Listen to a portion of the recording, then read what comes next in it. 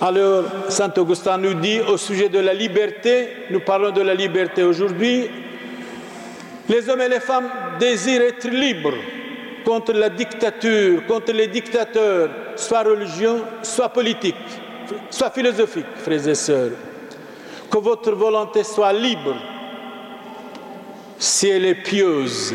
Nous devons avoir de pieuses volontés, frères et sœurs. Et nous disons dans le Notre Père, que votre volonté soit faite sur la terre comme au ciel. Ne nous soumets pas à la tentation, mais délivre-nous du mal. Le mal existe comme le bien, frères et sœurs. La vraie liberté essaie d'être gouvernée par la gentillesse. La vraie liberté, c'est d'être gouvernée par l'amour. L'amour de Dieu, l'amour du prochain. La vraie liberté, c'est d'être gouvernée par la tolérance, par la gentillesse, par la compréhension. Ça, c'est la liberté. Une liberté pleine de dictature, ce n'est pas une liberté, frères et sœurs. Tôt ou tard, il y aura des révoltes dans l'Église, dans les pays, dans le monde entier. Et si vous lisez l'histoire, tous les hommes ont travaillé pour gagner, pour obtenir la liberté jusqu'à maintenant, et ça va continuer jusqu'à la fin des temps. Alors nous en avons assez de la dictature sur tous les plans, sur tous les niveaux, frères et sœurs. La loi de Dieu, la loi de l'amour, ce sont des préceptes qui évitent le mal, Mépriser la loi de l'amour, la loi de Dieu, la loi de la tolérance, la loi de la gentillesse, c'est vraiment mépriser l'homme, mépriser l'honnêteté. C'est vraiment abandonner l'essentiel. Nous parlons de la liberté, que celui qui aime la liberté cherche à se délivrer de l'amour des choses changeantes. Tout ce qui est changeant, tout ce qui est périssable. C'est pour cela que nous devons avoir de bonnes habitudes, de bonne éducation. Celui-là est toujours libre, qui n'est esclave d'aucune passion. Eh bien oui, on est totalement libre quand on n'est pas esclave d'aucune passion. Et je pense, je suis certain, chacun de nous, nous sommes esclaves d'une passion. Si c'est beau, pourquoi pas? Vous aimez par exemple prier, c'est une passion. Vous aimez lire, c'est une passion. Vous aimez méditer, c'est une passion. Vous voulez être méchant, c'est une passion, mais une mauvaise passion. Vous avez une bonne habitude, c'est une bonne passion. Une mauvaise habitude, c'est une mauvaise passion. Alors, méfions-nous des passions déréglées, des passions incontrôlables. Celui qui est soumis à la passion est un esclave en mauvaise passion. Il brûle dans l'incendie qu'il allume lui-même et se consume dans les flammes de ses fautes. Nous allons citer l'imitation de Jésus-Christ, saint Thomas à Campis. Celui qui a écrit l'imitation de Jésus-Christ, il est mort en 1471. On ne trouve pas dans l'homme de maladie aussi tenace, aussi contagieuse qu'une passion indomptée, une passion déréglée qui détruit toute la beauté de l'âme. Et Jésus dit, si vous gagnez le monde entier, si vous perdez votre âme, vous n'avez rien gagné. Que sera-t-il à l'homme? Que servira-t-il à l'homme de gagner le monde entier s'il perd son âme? Parce que l'âme est immortelle. L'homme est mortel. L'homme est né pour mourir un jour. L'homme est créé à l'image de Dieu, doit imiter Dieu, doit imiter Jésus-Christ, doit imiter la parole de Dieu, doit imiter Saint Paul, comme Saint Paul nous conseille. J'ai imité Jésus-Christ. Il a été décapité à cause de Jésus-Christ, pour Jésus-Christ. Quelqu'un vous a dit un mot, madame, monsieur?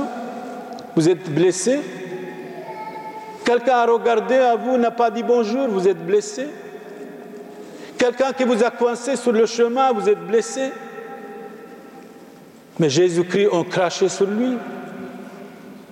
Jésus-Christ a été mis sur la croix. Nous autres, pas encore. Personne ne crache sur nous. Nous ne sommes pas crucifiés, pas encore. On est chrétiens, nous devons supporter, même s'il le faut, l'insupportable, mais pas naïvement. Avec respect et dignité. On n'a pas le droit d'être naïf, mais on a le droit d'être beau, charitable, gentil, tolérant, spirituel, moralement, religieusement, spirituellement. Oui, nous devons empêcher le mal qui est en nous. C'est Cicéron qui disait, Morance 44 avant Jésus-Christ, qui n'empêche pas le mal, le favorise. Souvent, nous favorisons les mauvaises habitudes. Souvent, nous favorisons le mal qui est en nous. Jésus a dit, délivrez-nous du mal. Et nous courons vers le mal. Nous devons courir vers le bien, vers la paix, vers la sérénité, vers l'amitié, vers de bonnes habitudes, vers la tolérance de Dieu pour les hommes, pour chacun de nous, frères et sœurs. Il n'y a rien qui puisse pousser au mal aussi aisément qu'un amour honteux est une passion déréglée. Tout ce qui est honteux, c'est regrettable. Tout ce qui est honteux ne peut pas donner le bonheur aux hommes et aux femmes. Nous parlons de la liberté. Être libre, qu'est-ce que c'est? Pourquoi les hommes et les femmes se manifestent depuis 2000 ans pour être libres? Pourquoi même au XXIe siècle, les hommes se manifestent dans les pays pour que la dictature quitte le pays, pour que le dictateur quitte les pays? La dictature camouflée, la dictature religieuse, la dictature politique et philosophique. Les hommes aiment la liberté. On n'a pas le droit d'être soumis bêtement, naïvement, ridiculement. Nous devons distinguer entre le bien et le mal. Nous devons choisir nous-mêmes notre liberté, notre religion, notre culte, notre Église. Même Dieu le Père ne peut pas nous empêcher d'aller à telle ou telle église ou de ne pas y aller. C'est votre liberté qui compte, frères et sœurs. C'est votre choix qui compte.